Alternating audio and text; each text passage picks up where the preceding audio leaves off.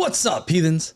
How y'all doing? I'm the Godless Engineer, and I critically analyze apologist claims to give you the best arguments and information so that you can stand up and use your voice. Today's video comes from a TikTok live stream. Today, we're going to be talking with a user named Jay Davis. We will be covering the treatment of women in the Bible and the morality of the God of the Hebrew Bible, which for most people would be known as the Old Testament. We're also going to hear Jay Davis defend misogyny. So if you want to fuck around and find out how Jay Davis defends God's misogyny, then please stay tuned.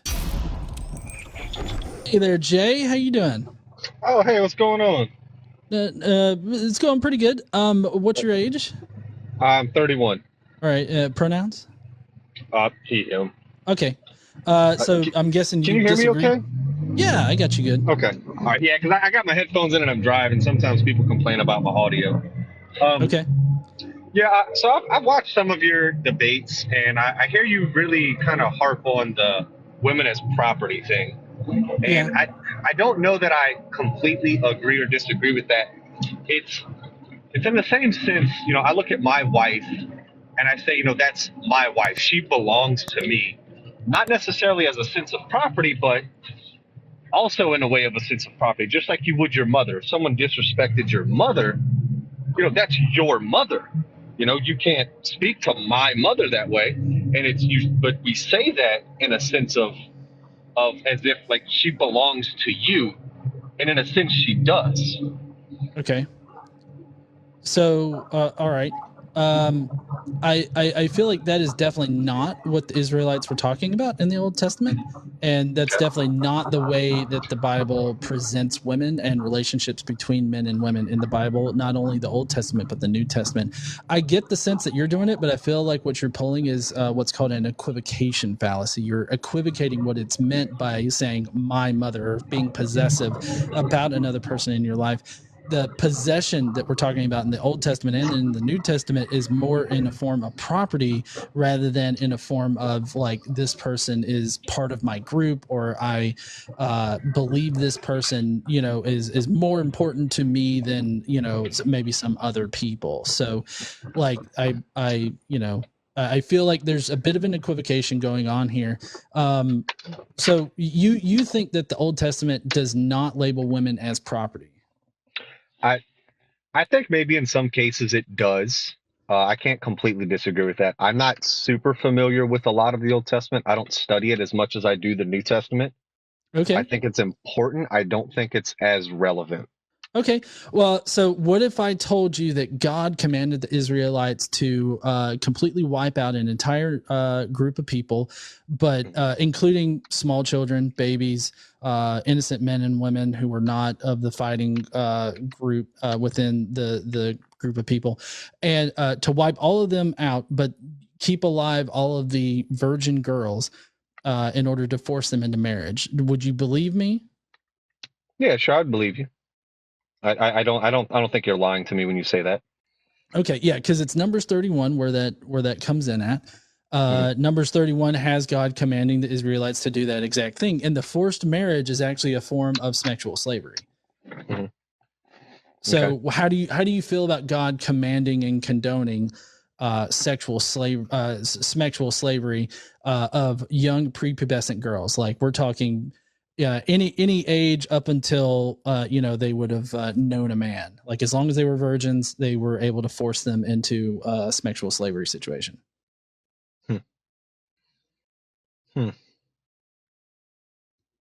I would like to say no. I don't agree with that. So you but I would disagree with also God? like to no, and that's why I say I would want to read the text and try to understand it in a better sense.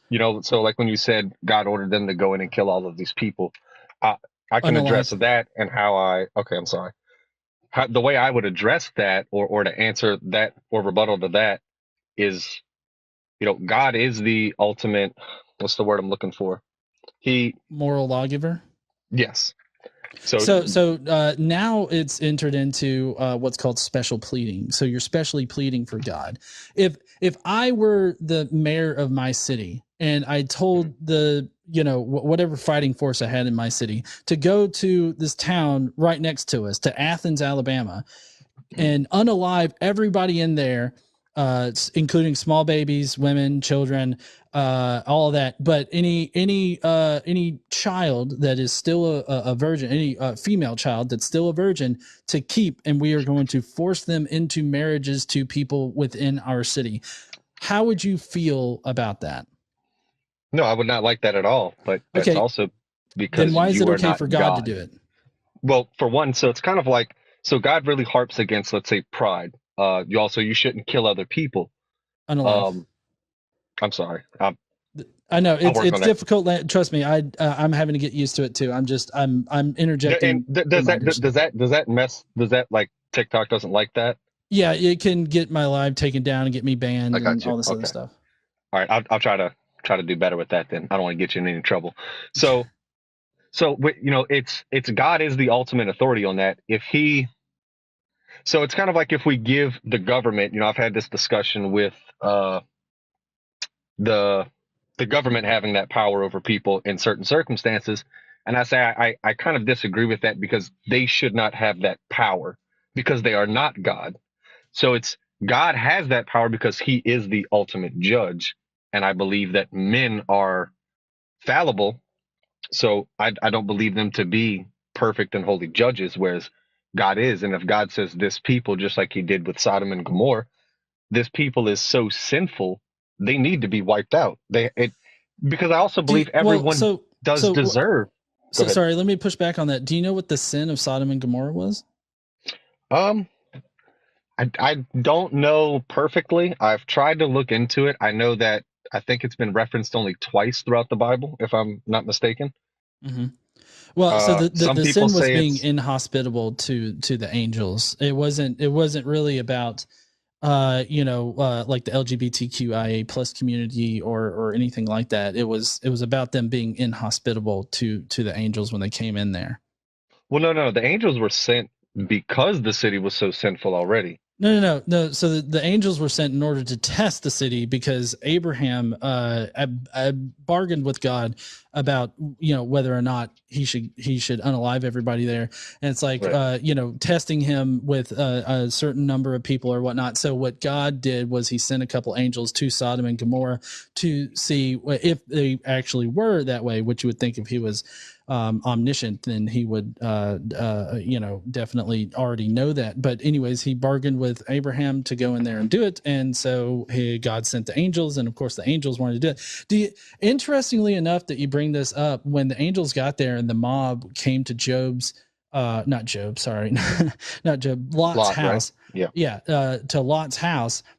You know what Lot offered up to the crowd that was going to sexually assault the angels to unalivement? Wasn't it his children? Well, specifically his daughters. Mm-hmm. He was going to allow them to grape them to unalivement Mm-hmm. as to a way to protect the angels. Like, Mm-hmm. how do you feel about that? Does that make Lot a great and good person? No, not at Okay, all. then why was Lot the one that was picked by God as being a good and moral person? I don't think he was picked for being a good and moral person. I think he was picked because God deemed him righteous because of where his heart was for God. In the same way, like Is David. is the right place to give your daughters up to a crowd that's going to grape them to death? Like, is that like the right No, place? no. Is that a righteous thing? There is no individual in the Bible aside from Jesus who was deemed to be perfect and I didn't say sinless. perfect. I said righteous. Like Right. righteous in the way that you were describing, like God picking him.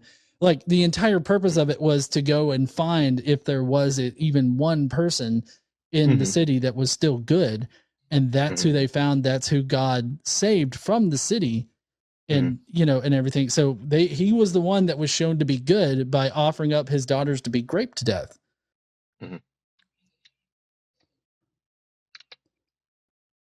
Yeah, I mean, I don't know if I have much to say about that. I don't believe I don't believe Lot was right in that. I agree with you there. I think that was a terrible thing.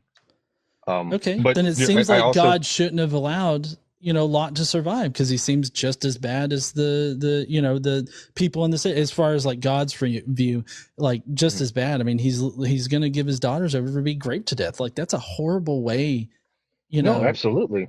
yeah, And nobody, the Bible says that none are good. There's no, not one. So by God choosing him doesn't mean that, oh, this guy is good. Let's go ahead and only save him. God can save whom he chooses to save. Lot was not deemed to be, well, I guess we already kind of touched on that. Um, I would like to touch on the point that you made that the angels went down and the sin of Sodom was, what'd you call, about hospitality. But yet yeah. when the mob's banging on his door, I think it showed otherwise, that wasn't the hospitality thing, wasn't the issue at hand. It was the kinds of people. I've never read it in that sense The where I ever kinds of thought it was people. about. Yes. So just to Did I say be something blatant wrong? about it, are you talking about the LGBTQIA plus community? No, no, no. I'm speaking about the mob themselves and wanting to do that to the angels.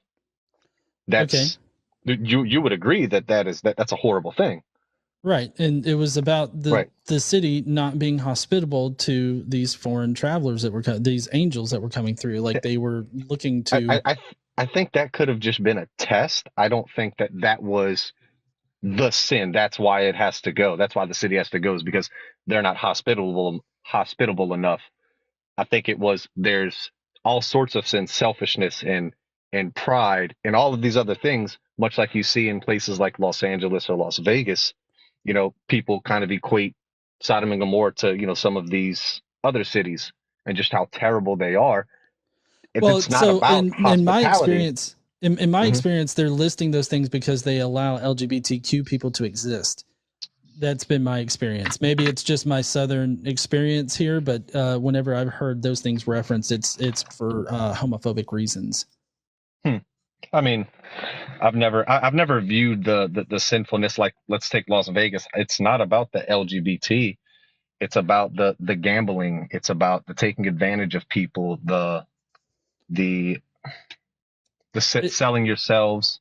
There's so much that's wrong with Las Vegas that it's not that the LGBT thing is, I that's like the last thing on the list, so to speak. Well, so in regards to Las Vegas and that kind of imagery, I would agree Hmm. that it's more about, I guess, not adhering to God's commands, which would be, no gambling, I guess, which I don't know where that is in the gospel, or not the gospels, but in scripture. But there's the all the sexual sins, I guess, that occur in the city and Hmm. everything like that. So, I mean, I agree that that's not primarily about LGBTQ. I'm just talking about where most people get with Sodom and Gomorrah. It's in reference to the LGBTQIA plus community. I didn't Oh, mean for okay, I got you. I didn't mean to I reference it as an all okay. encompassing, like that's the only way that it's used. I got you. And me personally, and I could be wrong. I did years back. I did a little bit of a study on what is the sin of Sodom, and so there's the reference there where they're banging on the door, where it spoke about the sin of Sodom, or I guess where it kind of gave you some kind of inclination. And there's another time, I can't remember where it was, but it was a very similar situation, and in both cases, it didn't have to do with uh the homosexuality. It had to do with the graping, the gang graping. And both of those examples, because they referenced what the people were trying to do, which was that, and it was called the same as the sin of Sodom. And so, because that's the only two references, that's how I kind of looked at it personally. um I don't know if you have anything to say on that matter. Well, I think that the graping was definitely like part of it, but I mean, I feel like that would be encompassed by my inhospitable thing. Like, I feel like if you go to someone's house and they're like, "We're gonna grape you," that's a pretty inhospitable experience in my opinion. So, I mean, Sure. I think that it still is covered under my inhospitable sort of way of classifying it, but Yeah. in any case, I forgot how we got onto this particular like talking point. Um, in my view, here's my view: if Jesus in the New Testament is supposed to be God, God Hmm. is the same God in the New Testament as he is in the Old Testament, then it seems like Jesus is culpable for all of the bad stuff that God does in the Old Testament, which would include things like Numbers 31 as well as like what's in the 10 Commandments as far as listing women as property. I also consider God to be a grapist. He definitely had Mary graped or graped Mary himself in order to impregnate her with himself. And that he did not consider any kind of consent that Mary would give. He just sort of voluntold her to do it. And, you know, I get that later on she kind of accepts that it's going to happen, but that is a far cry from God giving consideration to the consent of his victim. I don't think I would call that grape. I definitely call it grape. There was no physical. There was no Do physical you action. consider impregnation to be a sexual act? Well, the only way you do that is through the act itself. But right. That's and that's where that particular thing, what they call the Immaculate Conception, is just that. It's immaculate. It's the Immaculate Conception is about Mary's conception, like when Mary's is that not what we were talking about? No, we were talking about Mary being graped and conceiving Jesus. But I'm saying she wasn't graped. I'm saying that was an Immaculate Conception where she conceived. No. But I'm trying to correct you here in distinguishing what the Immaculate Conception is, because the Immaculate Conception is not about Jesus. It's actually about Mary's conception. Like when Mary's parents conceived her, she was conceived without original sin.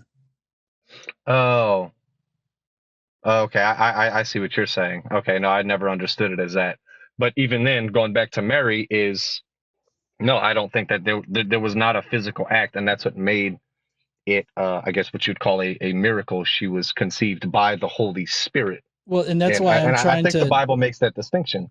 Right. No.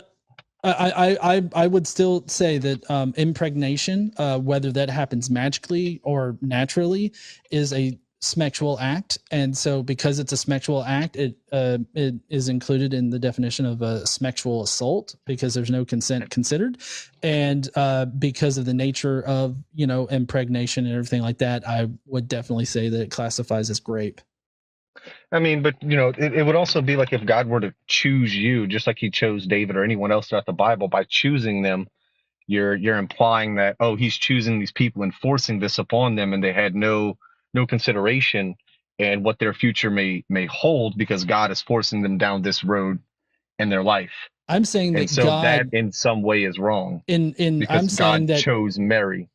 Well, I'm saying the person to bear the child of Jesus. I'm saying that in Luke, when God, or not God, but Gabriel, yes, so.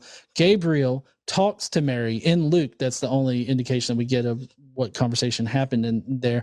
When Mary talks to Gabriel, Gabriel tells her God is going to do this. There should have been a conversation of consent, like, hey, can you do me a solid? I'm going to copy paste myself into your womb. I feel like that violation of consent, the fact that they did not consider whether or not Mary did consent, I feel like that is what makes it grape. Okay. I don't think I necessarily agree that that's grape, but I would also add, okay, let me ask you this. Can I propose a hypothetical? Didn't happen. Let me propose a hypothetical, okay? Okay. All right, so the hypothetical is, and this actually comes from a movie. Let's say that I find a girl in an alleyway, right?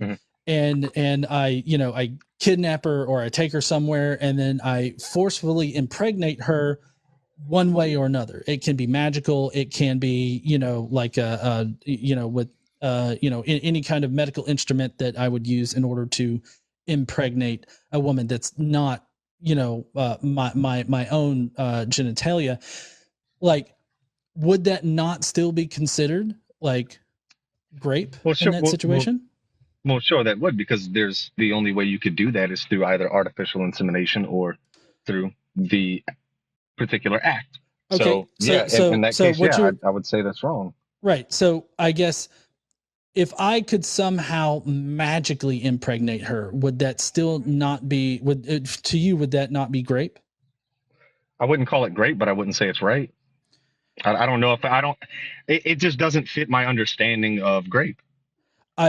So my understanding is but I would still say it's wrong. Yes. Impregnation is a sexual act. To forcefully impregnate somebody without getting their consent is sexual assault, and because of the nature of the sexual act, I would say that it qualifies as grape. Okay, that's okay. Okay, so that's my line of logic for why Hmm. God is a rapist. But I feel like what you're telling me is that because God uses magic and he's this sort of ultimate lawgiver, he doesn't need to ask for consent. He's special in this way, which would lead into the whole special pleading thing. So I do think that God is special. And an example I can give you is, so if I'm at work and your boss, the boss at work, he treats people a certain way. He treats them like they're beneath him. Usually, at least for myself, your response or your thinking is, who does this man think he is? He's no different than I am. He puts his pants on one leg at a time. And it's, you are not God in a sense. So it's you're when you have people who are above you in any way, and maybe you're being mistreated by them, it's, you're not God. You have no right to look at me in that manner, to treat me in that manner, because Okay, you are not perfect, because you too are at fault. So who so are you? Go ahead.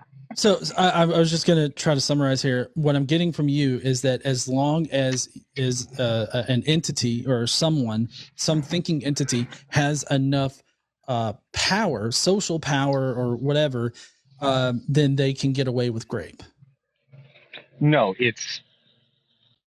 He has to I be mean, a I magical guess, wizard. Is that according to your definition, maybe, but the point I'm making is that, so from a Christian perspective, and I'm sure you've heard this, is what we find right and wrong comes from God. And in the same sense of pride, the reason pride is wrong to have, to be so prideful, is because we're putting ourselves first. That's a violation of, I think it's the first commandment. You have no other gods before me. You're putting yourself first before God. That's what got Satan cast out of heaven, was pride. And it's not wrong for God to have pride because he's God. See Am I making sense? the special pleadingness of this is just not something that I'm going to connect with, Hmm. primarily because like if God is supposed to be the ultimate moral lawgiver, then he Hmm. shouldn't command the Israelites for hundreds of years and even Christians hundreds of years after that, thousands of years after that, to treat women as property because that's how they were treated under both Christianity and Jewish a literal understanding of the Old Testament. So it seems to me like if God is actually good in this respect and that he is like the perfect being, then he should have not told the Israelites through his 10 commandments to treat women as property. That's how I see that. Right. Hmm. I think I understand your point of view.